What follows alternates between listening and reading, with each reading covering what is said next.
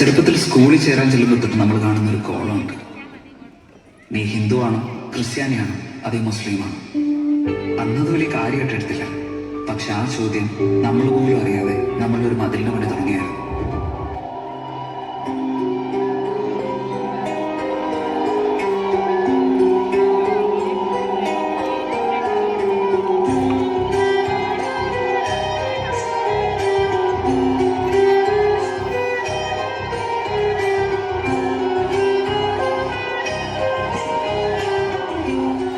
അന്ന് ഞങ്ങളുടെ നാട്ടിലൊരു മഴ പെയ്തു. മഴയില്ലേ, എല്ലാവർക്കും ഇഷ്ടമല്ലേ. സന്തോഷത്തോടെ ഞാൻ ഓടി മുറ്റത്തേക്ക് ഇറങ്ങി.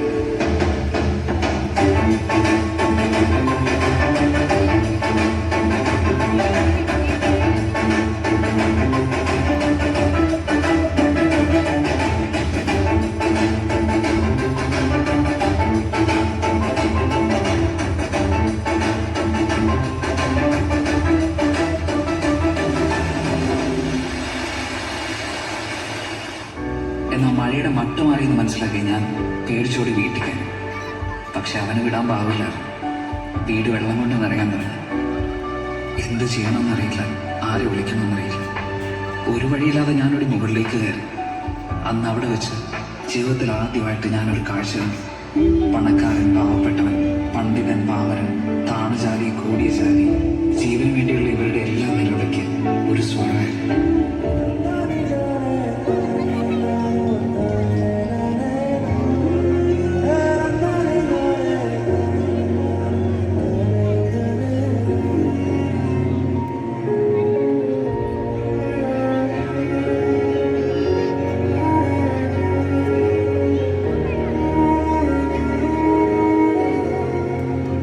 മഴയുടെ ശക്തി കൂടി, വെള്ളം വീണ്ടും ഉയർന്നു.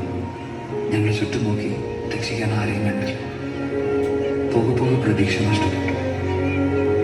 ഇനി ആരും വരില്ലെന്ന് ഉറപ്പിച്ച് സ്വയം തോൽവി സമ്മതിച്ച് കൈകളെ ചേർത്ത് പിടിച്ച് കണ്ണുകളിറക്കി ഞങ്ങൾ മരണത്തെ കാത്തു. ഞങ്ങൾ ആരും ഒരിക്കലും മറക്കില്ല.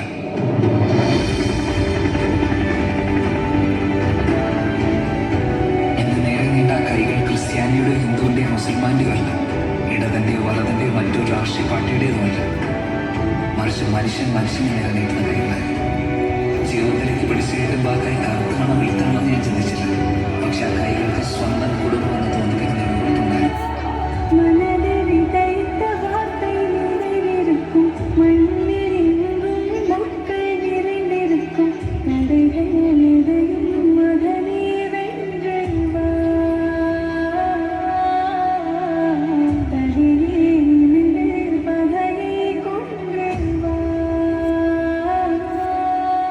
നന്ദി പറയാൻ ഇനിയുണ്ട്.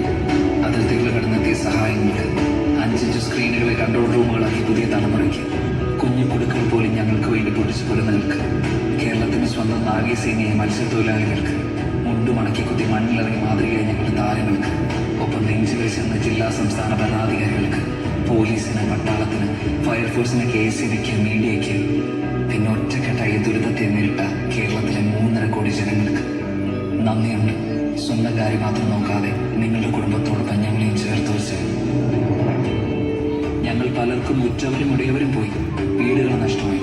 പക്ഷെ ഞങ്ങൾക്കറിയില്ല, കാരണം ഞങ്ങൾക്ക് ചുറ്റുമുള്ള അതിലില്ല. എല്ലാം ഒന്നിൽ നിന്ന് തുടങ്ങണമെന്ന് ഞങ്ങൾക്ക് നല്ല ബോധ്യമുണ്ട്. അത് ഞങ്ങൾ ചെയ്യുക തന്നെ ചെയ്യും. പക്ഷെ ആ മതിൽ പണിയാൻ ഇനി ഞങ്ങൾ സമ്മതിക്കും. നമ്മൾ അതിജീവിക്കും ഒറ്റക്കെട്ടായിട്ട്. കാരണം ഇത് കേരളമാണ്, ദൈവത്തിൻ്റെ സ്വന്തം നാടാണ്. തോൽക്കാൻ ഞങ്ങൾക്ക്